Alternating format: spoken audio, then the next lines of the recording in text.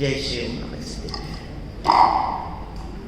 ओम जय जय जय नमोस्तु नमोस्तु नमोस्तु।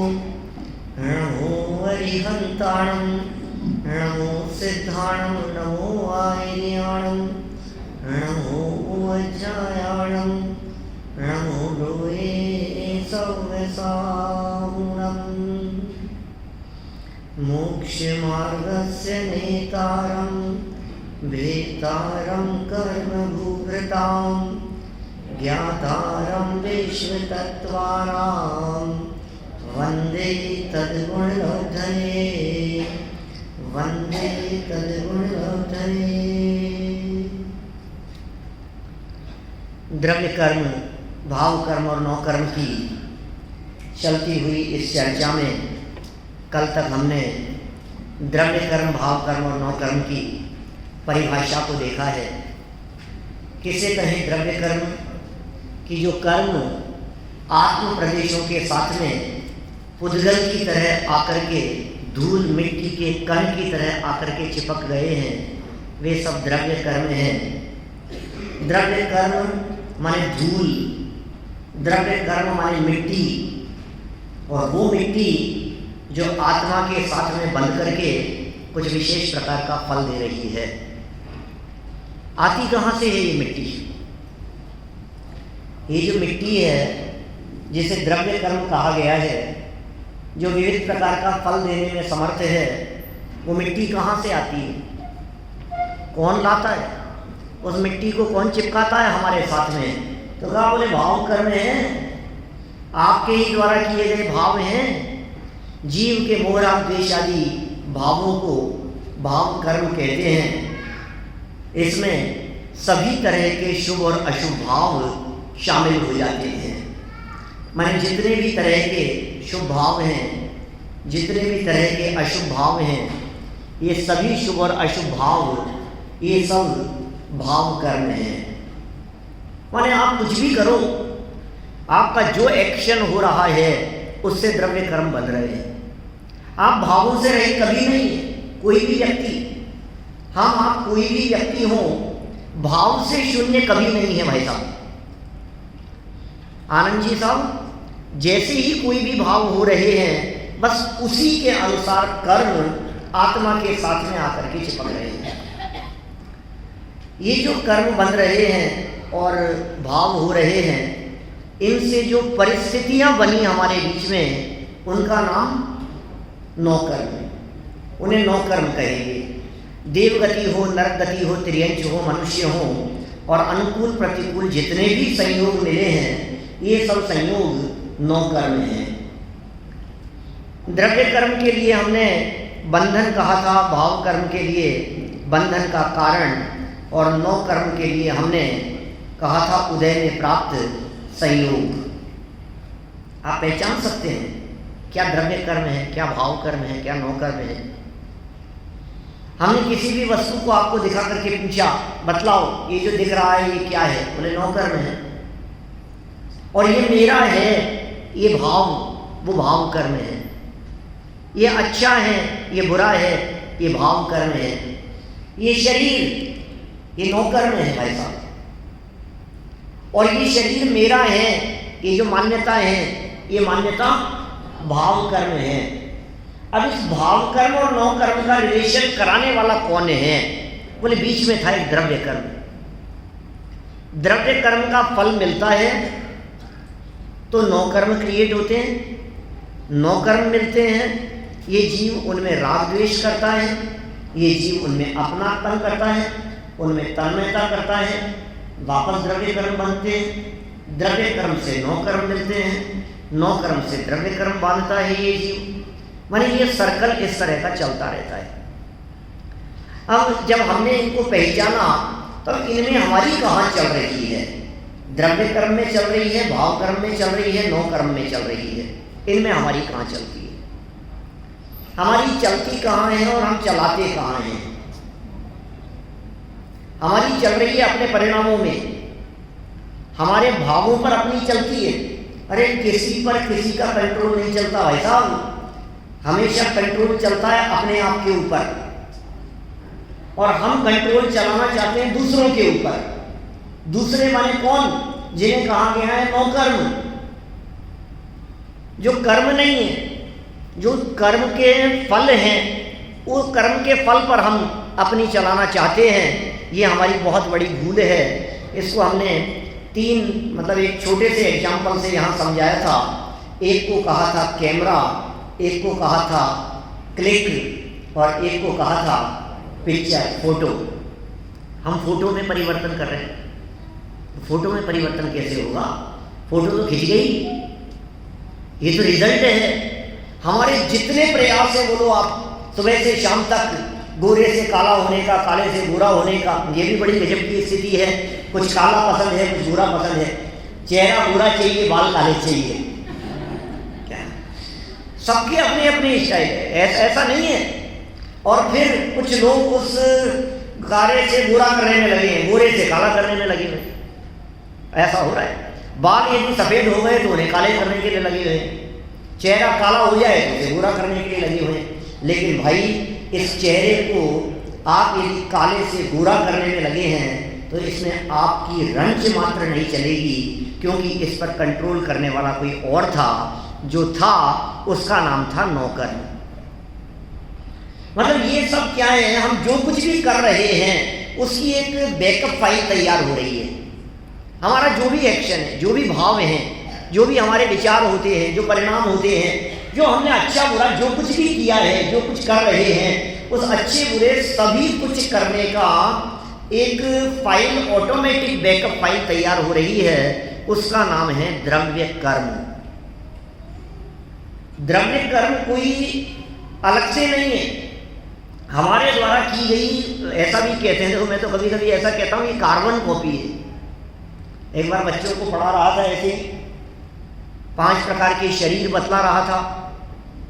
ऐसे ही कार्बन शरीर की चर्चा चल रही थी। मैंने कहा कौन कौन से शरीर होते हैं? बोले औदारिक शरीर, बैक्टीरियक शरीर, तेजस शरीर, आहारक शरीर और कार्बन शरीर। कार्बन शरीर कौन सा है? कार्बन कार्बन कार्बन शरीर। वो सामने जो बच्चे थे उसमें से एक बच्चे ने कहा कि सर कार्बन शरीर। कौन सा शरीर? कार्बन शरीर। ये कौन सा शरीर है? मेरे तुरंत दिमाग में आया कि बच्चा सही कह रहा है। ये जो कार्बन शरीर है, जो कर्म है, जिन्हें द्रव्य कर्म कहा गया है, ये कार्बन कॉपी है भाई साहब। आप जो कर रहे हैं उसे आप करके भूल जाएं, लेकिन वो रिकॉर्ड दर्ज है, रिकॉर्डिंग हो रही है उसकी, और वो रिकॉर्ड है द्रव्य कर्म के रूप में। और वे जब द्रव्य कर्म हमें फल देते हैं तो उन्हें कहते हैं नौकर्म। कल हमने मार्कशीट के बारे में भी कहा था आपसे। मार्कशीट में यदि रिजल्ट अच्छा नहीं आया है और आप यदि उसे बदलने की कोशिश करेंगे तो कुछ नहीं बदलेगा। आप क्रिया बदलें, कर्म बदलें, परिणाम बदलें। ये जो परिणाम बदलेंगे तो द्रव्य कर्म अपने आप बदलेंगे, और द्रव्य कर्म बदलेंगे तो उनका फल भी नियम से बदला हुआ आएगा। नौकर्म किसके हैं? नौकर्म किसके? मेरे हैं क्या नौकर्म? हमारे हैं ये नौकर्म या कर्म के हैं नौकर्म? बोलो। ये नौकर्म मतलब संयोग, जिन्हें अपन अपना कह रहे हैं। भाई साहब ये कैमरा किसका है? मेरा है। अभी गाड़ी की चर्चा की थी, स्क्रैच। मोबाइल की बात करो, गाड़ी की चर्चा करो, किसी भी वस्तु की बात करो जिसमें आपकी तन्मयता है, वो ये कह रहे हैं कि जिसमें आप तन्मयता कर रहे हो वो तुम्हारा है ही नहीं, वो तो नौकर्म है। और वो जो नौकर्म है वो नौकर्म तो तुम्हारा होता ही नहीं है, वो नौकर्म तो द्रव्य कर्म का है। भाई साहब, आपको जितने संयोग प्राप्त हुए हैं ये सब संयोग हमें द्रव्य कर्म द्वारा दिए गए हैं। बोले आप इसे वापर लो।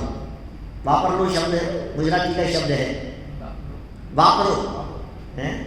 आप इसे यूज में लो, इस चीज को आप फ्री ऑफ कॉस्ट यूज में लो आप इसको। लेकिन एक बात है भैया, जब भी मुझे जरूरत होगी मैं बिना किसी प्री इंफॉर्मेशन इसे ले जा सकता हूं। आपको गाड़ी मिली, आपको बंगला दिया, आपको मोबाइल दिया, आपको सुविधाएं दी, आपको पत्नी, परिवार, बच्चे, जो भी आपको मिला, धन दौलत वैभव जो भी मिला है भाई साहब, ये सब आपको क्या मिला है? द्रव्य कर्म की दी हुई सामग्री है, आपकी नहीं है। इन पर अधिकार हमारा नहीं है, इन पर अधिकार है द्रव्य कर्म का, क्योंकि ये सब नौ कर्म है और नौ कर्म पर जिसकी चलती है वो उसका है।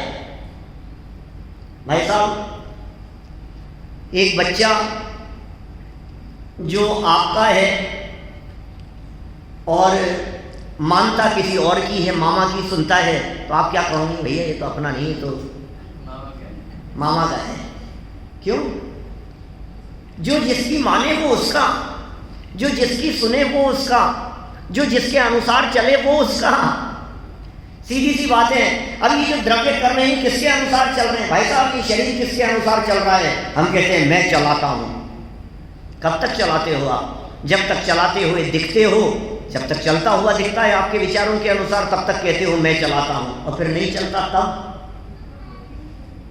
जब घुटने जवाब देते हैं तब क्या होता है? जब आंख नाक कान जवाब देने लगते हैं तो क्या होता है? क्या होता है आनंद जी साहब? हाँ, तो लगने लगता है मेरे नहीं है। हमें लगता है अच्छा, जवाब क्या देते हैं? आपने प्रश्न क्या किया था ये जवाब दे रहे हैं? हाथ पांव जवाब देने लग गए भाई साहब। तो हाथ पांव जवाब देने लग गए मतलब आपने कोई प्रश्न किया था क्या उनसे? क्या जवाब दिया इन्होंने? नहीं, प्रश्न कुछ नहीं, लेकिन हमारे हिसाब से नहीं चल रहे हैं। जब आंख हमारे हिसाब से नहीं चलती, जब कान हमारे हिसाब से नहीं चलते, जब ये शरीर हमारे हिसाब से नहीं चलता है, जब आंखें फड़कने लगती है इधर से उधर, कौन सी वाली फड़कती है तो अच्छी होती है, सब आप लोग जानते हैं ज़्यादा। कौन सी वाली अच्छी होती है? कौन सी वाली होती है? कौन सी? बाईं वाली, लेफ्ट वाली? कौन सी वाली अच्छी होती है? राइट वाली?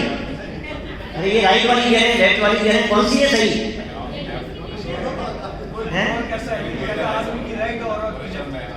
अच्छा, औरत की लेफ्ट और आदमी की राइट? मतलब आदमी तो हमेशा ही राइट है जी। है राइट, लेकिन कभी कहना मत अपने आप को राइट। भाई साहब, आप कुछ भी कहो, कुछ भी लेफ्ट राइट करते रहो, आपकी लेफ्ट यदि खराब है या राइट खराब है किसी की, यदि वो फड़क रही है, आप उसे रोक करके उससे विपरीत अच्छी वाली आंख को नहीं फड़का सकते हो। कौन से हाथ में खुजली चलेगी तो पैसा आएगा? राइट में भाई साहब, राजेश जी साहब, राइट में, और गलती से लेफ्ट में चल रही हो तो अब इस लेफ्ट वाली को रोकना है और राइट वाली में खुजली चलानी है, किसी और ने नहीं, आपकी हाथ की बात कर रहा हूं। अरे चली नहीं रही वैसी, चलानी नहीं है, सबको चलानी है। गलत चल रही होती है, फिर दिमाग में चल रहा होता है ये हो क्या रहा है, ये हो क्या रहा है, पता नहीं। ये राइट वाली आंख क्यों फड़क रही है? पता नहीं क्या होने वाला है, हे भगवान, पता नहीं क्या होगा, ये आंख तो बहुत परेशान कर रही है, पता नहीं क्या क्या क्या अपशकुन होने वाला है। भाई साहब, ये जो भी होने वाला है ये सब द्रव्य कर्म के उदय में होने वाला है, हमारे कंट्रोल में नहीं है। ये सारी परिस्थिति हमारे कंट्रोल के बाहर है, ये बात यहाँ कह रहे हैं। ये द्रव्य कर्म के हिसाब से चल रहे हैं नौ कर्म, जबरदस्ती इनमें चलाने की चेष्टा मत कीजिए।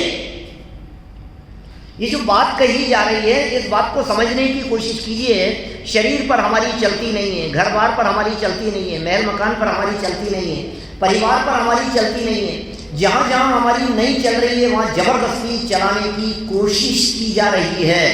और फिर जब नहीं चलता है तो फिर ये कहता है कि नहीं नहीं साहब, अब क्या करें, अभी जैसे चल रहा है, चल कोई बात नहीं, चलाता तो मैं ही हूँ, है ना? बैलगाड़ी के नीचे चलता हुआ कुत्ता, आलोक जी साहब, चलाता तो मैं ही हूँ भाई साहब। बैलगाड़ी के नीचे चल रहा है, बिल्कुल साफ साफ वो अलग है। देखो कितना डिस्टेंस है ना, बैलगाड़ी को टच भी नहीं कर रहा है, वो उस बैलगाड़ी के नीचे नीचे चल रहा है और समझ रहा है कि मैं बैलगाड़ी को चला रहा हूँ। इसी तरह से ये घर बार महल मकान सब दूर हैं, हम अलग हैं, वो चौड़े ही अलग दिखाई दे रहे हैं। जिस मकान को पाटनी जी साहब आप अपना कह रहे हैं, वो मकान है आपका? नहीं है आपका, किसका है? किराए का है? कितना किराया देते हो आप उसके लिए? पता नहीं, पता नहीं। अरे द्रव्य कर्म का किराया लग रहा है, मजाक नहीं है, हकीकत कह रहे हैं। आप क्या समझ रहे थे, ये मजाक कर रहे हैं? सच में वो किराए का मकान है। जिस मकान को आज हम अपना कह रहे हैं, सच में वो अपना नहीं है, वो किराए का मकान है। और उस किराए के मकान के लिए हमारे को जो चुकाना पड़ रहा है वो है हमारे द्रव्य कर्म का उदय। और जब तक वो उदय रहेगा तब तक वो द्रव्य कर्म के उदय से मिले हुए संयोग भी हमारे बने रहेंगे। द्रव्य कर्म का उदय गया और संयोग चला गया, बस ऐसी परिस्थिति है। अब वो बैलगाड़ी के नीचे चल रहा था, कुत्ता चल रहा है बैलगाड़ी के नीचे, चल रहा है, 2-3 किलोमीटर चल लिया, 4 किलोमीटर चल लिया, और चलते चलते फिर किसी मोड़ पर आकर के वो बैलगाड़ी घूमती है राइट में और ये कुत्ता घूमता है लेफ्ट में। अब क्या होता है भाई साहब? सोचता है क्या हो रहा है, ये इधर क्यों घूम गई? भौंकता है भाई साहब, कुत्ते की आदत। कुत्ता तो अपनी आदत से मजबूर है, भौंकेगा कुछ देर, भौंक भौंक भौंक करेगा, फिर क्या होगा? बैलगाड़ी तो सुनने वाली नहीं है उसकी। अब बैलगाड़ी तो सुनती नहीं है, फिर क्या करता है? दौड़ करके दोबारा उस बैलगाड़ी के नीचे चला जाता है और कहता है कोई बात नहीं, इधर चलनी है तो इधर ही चल, लेकिन चलाने वाला तो मैं ही हूं, मैं ही तो चला रहा हूं। भाई साहब, इस शरीर को हम चलाना चाहते हैं, हम चला रहे हैं। बचपन में, युवावस्था में हमारे हिसाब से शरीर, देखो मैंने हाथ उठा लिया, देखो मैंने हाथ नीचे कर लिया, देखो मैंने ऐसा कर दिया, मैंने ऐसा कर दिया, विविध प्रकार के विकल्प करता है, मैंने किया। और जिस क्षण अचानक कान के दरवाजे बंद होते हैं, अरे ये क्या हुआ, अरे पता नहीं, झटके लगने लगते हैं भाई साहब 40-50 की उम्र के बाद। ऐसे झटके लगने लगते हैं अभिषेक जी, फिर पता नहीं, फिर लगता है ये क्या हुआ, क्यों, अरे क्यों दर्द हो गया मुझे, अरे यार बहुत तेज दर्द हो गया, ये क्या हो गया? फिर किडनी प्रॉब्लम करने लगती है, फिर हार्ट प्रॉब्लम करने लगता है, फिर डायबिटीज की प्रॉब्लम दिखने लगती है, फिर आंखों से कम दिखने लगता है, फिर कान से कम सुनाई देने लगता है, फिर घुटने जवाब देने लगते हैं, फिर उठा बैठा नहीं जा रहा है, फिर याद आते हैं अपने को क्या नानी सपने याद आते हैं, ऐसी बातें, क्या करूं हमारी चल नहीं रही है। तो भैया पहले भी नहीं चलती थी, जिस समय चलती हुई दिखाई दे रही थी उस समय भी हमारी नहीं चल रही थी, उस समय भी द्रव्य कर्म के उदय की चल रही थी। हम समझ रहे थे कि हमारी चल रही है। देखिए, एक सिंपल से छोटे से एग्जाम्पल से बात करता हूं। हम यहाँ आए और यहाँ आए तो हमें गाड़ी दी अभिषेक जी ने, बोले ये गाड़ी है, ये ड्राइवर है, आपको कहीं जाना हो चले जाना। अमित जी बोले हम क्या किया, हमने कहा कि भैया शुद्धात्म जी के जाना है, शुद्धात्म जी के चले गए। मैंने कहा इनके जाना है, लोकेश जी के जाना है, लोकेश जी के चले गए। बोले अब जहाँ जाना है, मार्केट गए, वहाँ चले गए। फिर कहाँ जाना था, वो कौन सा म्यूजियम था, फ्यूचर म्यूजियम को देखने चले गए। दिन भर घूमे फिरे, जहाँ हमने कहा भैया इतनी देर रुकना, यहाँ खड़े रहना, ऐसा करना, गाड़ी बिल्कुल यार गजब का आदमी है, जैसा अपन कहते हैं वैसा वैसा करता है। दूसरे दिन हम ऊपर से उतरे, गाड़ी खड़ी थी, ड्राइवर खड़ा था, हमने कहा भैया चलो, बोले नहीं अभी नहीं चल सकता। यार ये क्यों मना कर रहा है अभी, इतना आज्ञाकारी था, हमारे हिसाब से चलता था, ये क्यों मना कर रहा है? बोले नहीं। और इतनी देर में क्या हुआ, अभिषेक जी आए ऊपर से, बोले क्या हुआ पंडित जी, कहाँ जाना है? मैंने कहा नहीं थोड़ा मार्केट। बोले ड्राइवर लेकर के जाओ इनको। फिर हमारे हिसाब से चलने लगा। अब बतलाओ, वो जो हमारे हिसाब से ड्राइवर चल रहा है वो हमारे हिसाब से चल रहा है या अपने मालिक के हिसाब से चल रहा है? बोलो क्या कहना है, आपको क्या लग रहा है? हमारे हिसाब से चल रहा है ना पांड्या जी, हमारे हिसाब से चल रहा है ना। हम जिधर जिधर चला रहे हैं, जहां रोक रहे हैं, जितनी देर रोक रहे हैं, जितना चला रहे हैं, अपने हिसाब से चल रहा है बिल्कुल। माने उसमें बिल्कुल भी वो ऐतराज नहीं कर रहा है, यस सर ओके कह करके काम करता है, लेकिन फिर भी उसके पीछे कोई और शक्ति काम कर रही है, कोई और पावर काम कर रही है, जिस पावर की वजह से वो काम करता हुआ दिखाई दे रहा है। हमें ऐसा लग रहा है कि हमारे निर्देशन में चल रहा है, लेकिन सच्चाई यह है कि वो जिस समय हमारे निर्देशन में चल रहा है उस समय भी किसी और के निर्देशन में चल रहा है, जिस समय हमारे निर्देशन में नहीं चल रहा है तब भी वो किसी और के कंट्रोल में है। ये बात यदि समझ में आ गई हमारे को तो नौ कर्म से दृष्टि हटा देंगे हम। अब आप बतलाइए, पुत्र हमारे हिसाब से चल रहा है कि पत्नी हमारे हिसाब से चल रही है? अरे नहीं, बहुत आज्ञाकारी है भाई साहब, बिल्कुल हमारे हिसाब से चलती है, हमारे हिसाब से जैसा हम कहते हैं, जैसा हम बोलते हैं वैसा ही करती है। बहुत आज्ञाकारी है कि बेटा जब तक तेरा उदय चल रहा है बराबर क्या, तब तक वो तेरे हिसाब से चलती हुई दिखाई देती है, और जिस क्षण उदय बदल गया उस क्षण कुछ भी नहीं होगा, उस क्षण वो अपने रास्ते तुम अपने रास्ते। भाई साहब 2 साल के बच्चे जवाब दे देते हैं पलट करके, आपको नहीं देते होंगे शुद्धात्मा जी? मनन जवाब नहीं देता होगा, देता है? क्या बात कर रहे हो? जवाब देने के भी कई तरह के अर्थ होते हैं। हम डॉक्टर को दिखाने के लिए गए हमारे पिताजी को, और किसी ने पूछा कि भैया क्या कहा डॉक्टर ने? मैंने कहा डॉक्टर ने जवाब दे दिया। क्या बात कर रहे हैं? मैंने कहा हाँ जवाब दे दिया कि इनको कुछ भी नहीं हुआ है। आपको क्या जवाब चाहिए? जवाब देने का अर्थ ये नहीं होता है कि ये अब नहीं रहेंगे, जवाब देने का जवाब दे दिया है। बच्चों ने जवाब दे दिया, बच्चे आपको जवाब देते हैं, हमारे बच्चे भी जवाब देते हैं साहब। बात कर रहे हो? आपके बच्चे जवाब देते हैं कि नहीं? अरे गूंगे थोड़ी रहे हैं जवाब तो देते हैं, लेकिन जवाब देने का अर्थ पलट के जवाब देना, उल्टा जवाब देना।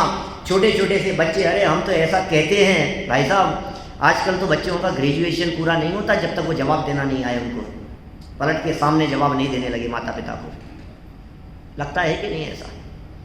बच्चे बड़े हो गए कब लगता है पाटनी जी?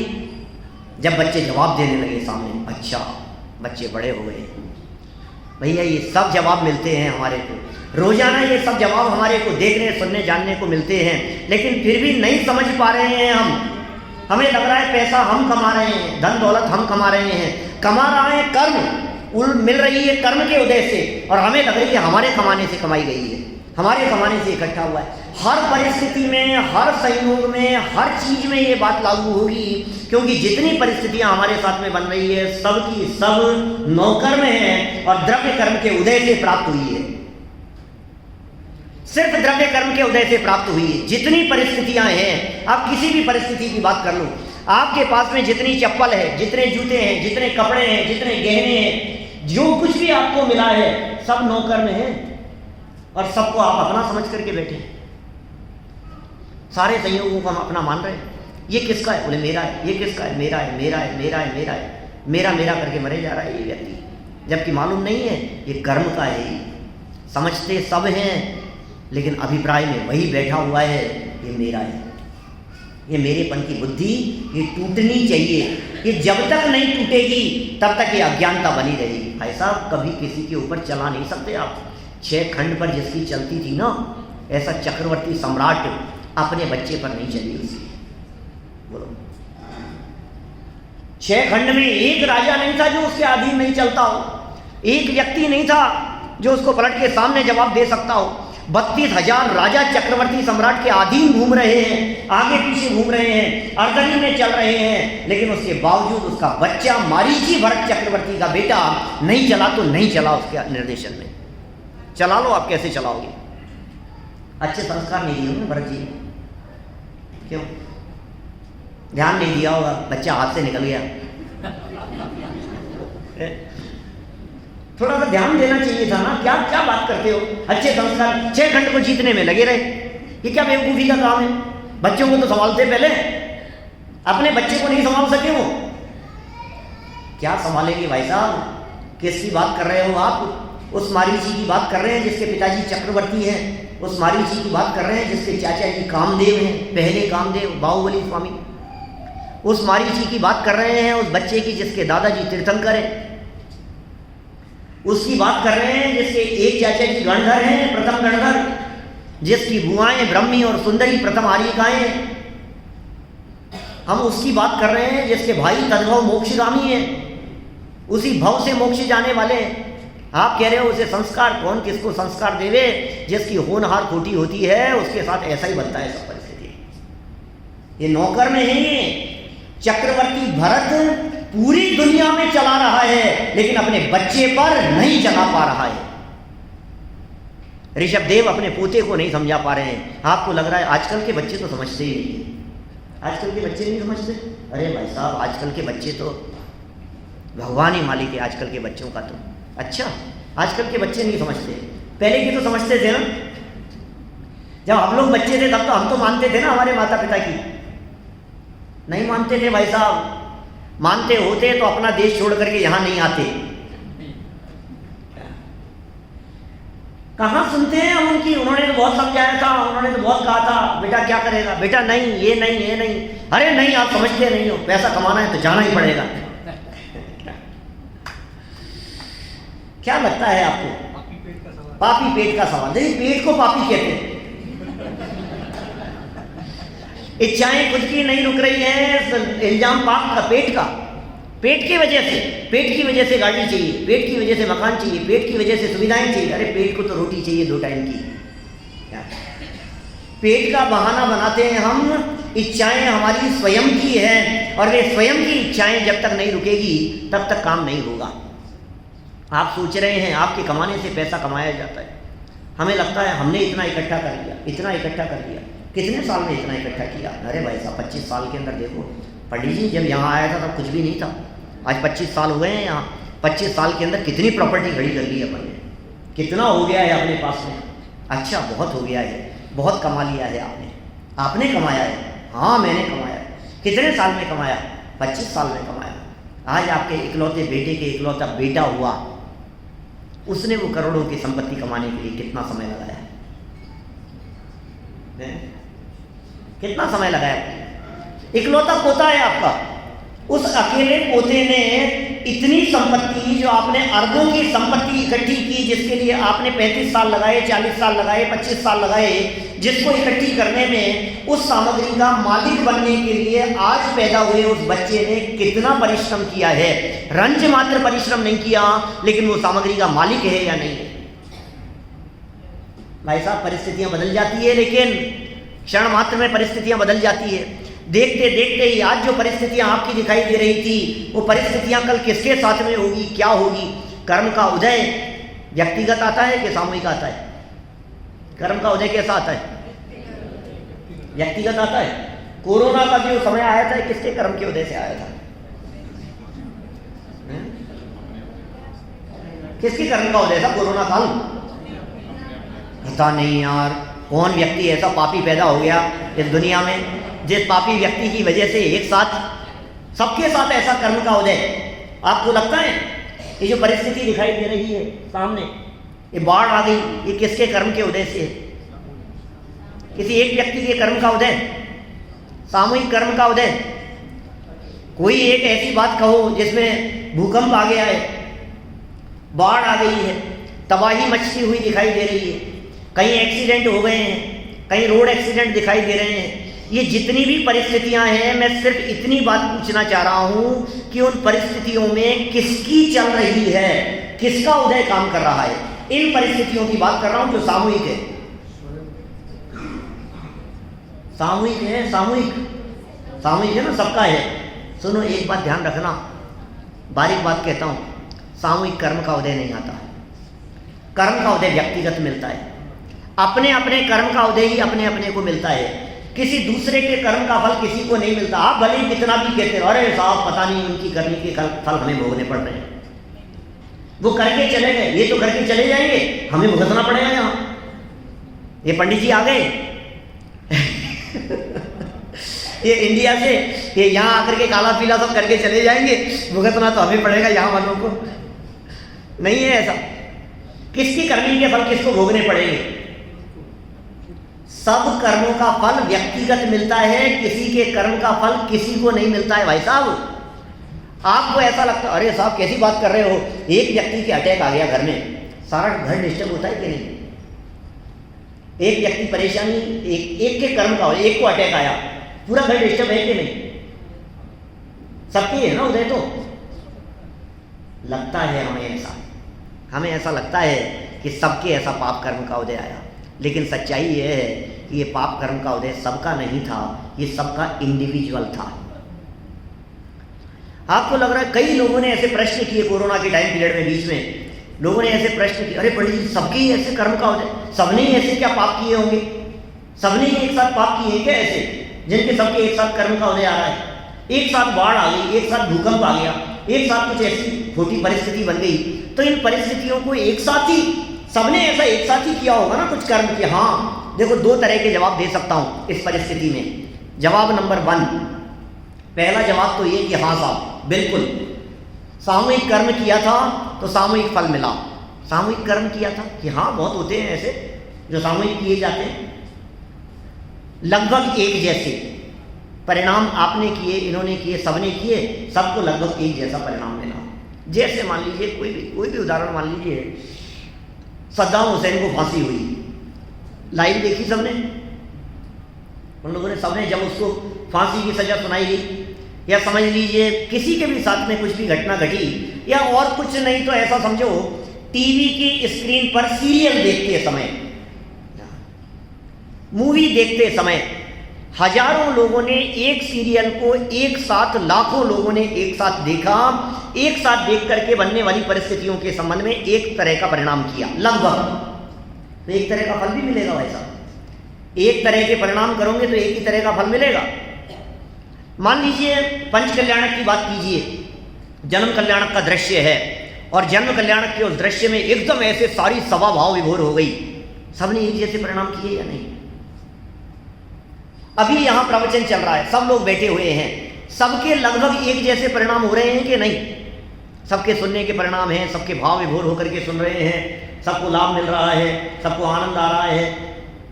तो ये जो लाभ मिल रहा है और जो एक तरह के परिणाम हो रहे हैं, इनका फल एक तरह का आएगा या नहीं? क्योंकि परिणाम एक जैसे किए थे, इसलिए उन परिणामों का फल भी एक जैसा ही आएगा। ये तो एक जवाब हो गया। अब दूसरे जवाब की बात करता हूं। भाई साहब सुनो, इसमें भी सबका इंडिविजुअल है, इसमें भी सबका अपना अपना है। ऐसा नहीं हो सकता कि एक व्यक्ति के कर्म का फल किसी दूसरे को मिले। मैं आपसे कहता हूं ट्रेन एक्सीडेंट हुआ, तो ट्रेन एक्सीडेंट के अंदर क्या हर व्यक्ति को एक जैसी परिस्थिति से मौत हुई है? 1000 लोग मरे, सब एक जैसे मरे? कोई व्यक्ति 2 मिनट पहले मर रहा है, कोई व्यक्ति 2 मिनट बाद में मर रहा है, किसी व्यक्ति के कोई तड़पता हुआ मर रहा है, सबका अपना अपना उदय है, इंडिविजुअल है। भाई साहब आपको मालूम नहीं है, समय बहुत सूक्ष्म है। एक समय में इतना सूक्ष्म है वो एक समय, 1 सेकंड में संख्यात 1000 कोड़ा कोड़ी आवलियां होती है। 1 सेकंड में संख्यात 1000 कोड़ा कोड़ी आवलियां होती है, और एक आवली में असंख्यात समय होते हैं। क्या अब असंख्यात समय है 1 सेकंड में, और असंख्यात समय में असंख्यात तरह के, 1 सेकंड का भी यदि अंतराल हो गया तो असंख्यात समयों का अंतराल है। आपको लग रहा है साथ साथ में मरे हैं, साथ साथ में नहीं मरे हैं। बहुत तरह की बातें हैं। माने आपको लगता है ये व्यक्ति मनहूस है, ये व्यक्ति बेवकूफ है, इस व्यक्ति की वजह से ऐसा हो गया है। अरे नहीं है, हर व्यक्ति को अपने कर्म का फल मिल रहा है। आपने वो राजा की कहानी सुनी है क्या? उस नगर में वो मनहूस व्यक्ति रहा करता था, एक बहुत मनहूस था। जो व्यक्ति उसकी शक्ल देखता था सबके काम बिगड़ते थे। सुबह उठते ही पहले जिसने उसकी शक्ल देख ली उसका काम बिगड़ गया। जो व्यक्ति शक्ल देख, राजा से शिकायत करी लोगों ने, महाराज ये तो बहुत मनहूस व्यक्ति है, ये व्यक्ति नगर में नहीं रहना चाहिए, इस व्यक्ति को फांसी की सजा दे देनी चाहिए। महाराज जो कुछ भी हो रहा है सब इस व्यक्ति की वजह से हो रहा है। जो व्यक्ति ने सुबह पहले इसकी शक्ल देख ली उस व्यक्ति का काम बिगड़ गया। अच्छा, राजा ने कहा ऐसे तो सजा नहीं देंगे भाई साहब, जांच करनी पड़ेगी इसकी, जांच करो। बोले क्या जांच करें? बोले महाराज आप खुद परीक्षा करके देख लो। महाराज ने कहा ठीक है, यह हमारे साथ सोएगा राजमहल में। राजमहल में साथ में सोया। जब साथ में सोया, सुबह उठते ही पहले राजा ने उसी की शक्ल देखी, और चांस की बात है राजा ने उसकी शक्ल देखी, और सुबह नाश्ते के समय किसी जरूरी काम से राजा को निकलना पड़ा और नाश्ता नहीं मिला उसको।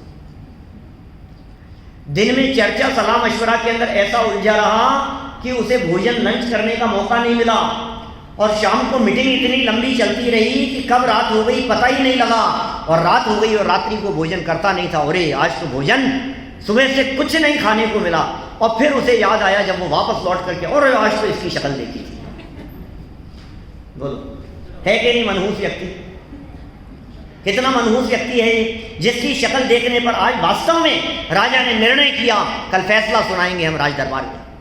और राज दरबार में उस व्यक्ति को बुलाया गया और फैसला सुनाने के लिए कहा गया कि भाई साहब सुनो, मैंने पक्का निर्णय कर लिया है, सारी समाज ये कह रही है, पूरी दुनिया ये कह रही है कि ये मनहूस व्यक्ति है, और आज मैंने महसूस किया है कि ये बहुत मनहूस व्यक्ति है। इस व्यक्ति की उपस्थिति के कारण मुझे सुबह दोपहर शाम भोजन नहीं मिला मेरे को।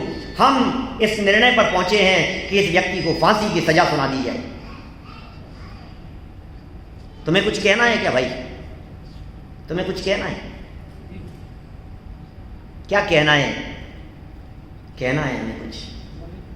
क्या कहा उस व्यक्ति ने कि महाराज क्षमा करना, लेकिन एक बात कहना चाहता हूं, सुबह उठते ही पहले मैंने भी आपका चेहरा देखा था, आपने मेरा चेहरा देखा था, मुझे भोजन नहीं मिला, और मैंने आपका चेहरा देखा, मुझे मौत मिल रही है, कौन ज्यादा मनहूस होगा? राजा के समझ में आ गई बात, भाई साहब ये कुछ नहीं है, कोई मनहूस नहीं है, अपने ही कर्म का उदय है, जिस कर्म के उदय की वजह से हमारे साथ ये परिस्थितियां बन रही है। सारा जो कुछ भी हो रहा है ये सब हमारे ही कर्म के उदय से हो रहा है। किसी को दोष देना, जबरदस्ती दोष देना, दोषारोपण करना किसी के साथ में, ये मूर्खता के अतिरिक्त और कुछ नहीं है। इसलिए जो कुछ भी हो रहा है इन सब के जिम्मेदार कोई दूसरा नहीं है, किसी दूसरे के ऊपर दोषारोपण करने की ज़रूरत नहीं है, इन सब का जिम्मेदार मैं स्वयं ही हूँ, इस बात को स्वीकार करना। ये कहता है कि नहीं इनकी वजह से हो गया, इनकी वजह से हो गया। मुझे एक एग्जाम्पल वैसे ही जो कि याद आ गया, मैंने एक होटल के बाहर बोर्ड लगा हुआ था और उस बोर्ड पर लिखा हुआ था कि आप यहाँ आकर के भोजन कीजिए, आपका बिल आपके पोते चुकाएंगे। आप घर पे भोजन कीजिए मजे से, आपका जो बिल है वो आपको नहीं देना है, आपके पोते चुकाएंगे। 2 सर फिरे चले गए वहाँ, जा करके भोजन किया खूब भरपेट। जब वे निकल करके बाहर जाने लगे तो बिल थमा दिया उनके हाथ में। क्या हुआ? अरे भैया क्या कर रहे हो, हम तो पहली बार आए हैं यहाँ पर। बोले नहीं नहीं, ये तुम्हारा बिल नहीं है, तो तुम्हारे दादाजी खा के गए थे उसका बिल है। आप इस धोखे में नहीं रहे हैं कि आपको बिल नहीं मिलेगा, आपको आपका बिल मिलेगा ही मिलेगा। भाई साहब ये जीव कर्म तो कर रहा है हंसते हंसते, लेकिन जब फल भोगने का समय आता है तो रोता है। लेकिन ध्यान रखना, जब नरक में डंडे पड़ेंगे तो क्या होगा? ये जीव जिस समय कर्म बांध रहा है उस समय विचार नहीं कर रहा है। जिस समय कर्म बंधन हो रहा था, यदि उसी समय विचार कर ले तो फल भोगने के समय इस जीव को रोना नहीं पड़ेगा। भाई साहब ये कर्म का उदय है। अभी तो मजे आ रहे हैं टीवी देखने में, अभी तो मजे आ रहे हैं चैनल घुमाने में, अभी तो मजे आ रहे हैं आलू पकौड़े खाने में, अभी तो मजे आ रहे हैं होटलों में घूमने में, अभी तो मौज मस्ती दिखाई दे रही है। लेकिन जब इस मौज मस्ती का फल मिलेगा तो क्या होगा, विचार करना गंभीरता से। सारी व्यवस्थाएं कर्मों ने संभाल रखी है, देखो जरा खोटे कर्म करने का फल, ये नरक के फल किसको भोगने पड़ेंगे, ये विचार करना जरा गंभीरता से। वैश्य गमन का फल, शिकार खेलने का फल, चोरी करने का फल, जुआ खेलने का फल, 7 प्रकार के व्यसनों के फल यहाँ दिखा रखे हैं। शॉर्ट में दिखा रहा हूँ सब चित्र, जरा ध्यान से देखना ये क्या क्या कह रहे हैं। ये हमारे द्वारा किए गए कर्म है जिनका फल हमें भुगतना पड़ेगा। आप यदि आज भुगत रहे हैं तो ठीक है, और आज नहीं भुगत रहे हैं तो कल भुगतना पड़ेगा। आज नहीं तो कल अपने द्वारा किए गए परिणामों का फल अपने को ही मिलता है।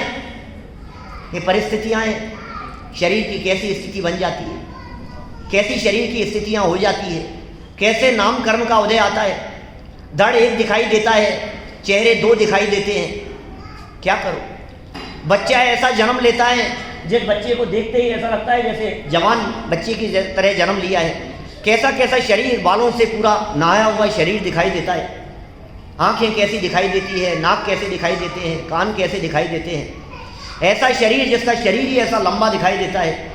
ऐसा चेहरा देखो, आप देखेंगे तो घबरा जाएंगे आप चेहरे को देख करके।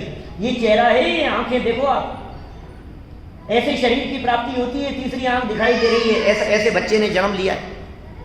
आप देख सकते हैं ये सब कर्म के उदय हैं, ये अपने ही द्वारा किए गए कर्म के उदय हैं जिनका फल अपने को ही भोगना पड़ेगा। भाई साहब ये सब कर्म के उदय हैं। ये विचित्र प्रकार के कर्म के उदय हैं। ऐसी और 50 फोटोएं आपको दिखाई जा सकती है जिन्हें देख करके थोड़ा सा दिल दहलना चाहिए।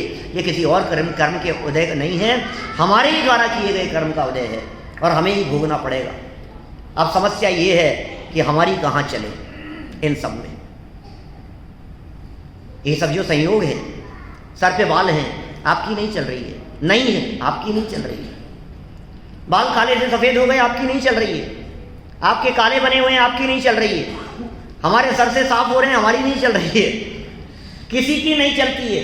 मुंह में कितने दांत रहेंगे, सर में कितने बाल रहेंगे, आपके कंट्रोल में है ही नहीं और आप जबरदस्ती इनमें कंट्रोल करना चाह रहे हैं। भाई साहब, आप खेत खिन्न होंगे। आपके हाथ में जो कुछ भी है वो सब आपके परिणाम हैं।